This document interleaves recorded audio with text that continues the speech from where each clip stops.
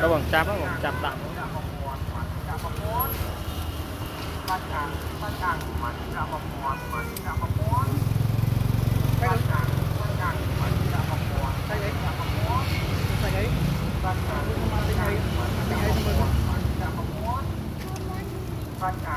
Nhà với sân bóng.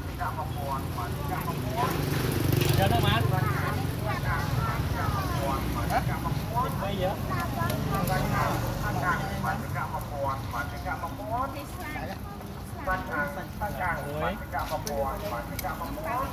Bát vào bát chạm tích đó.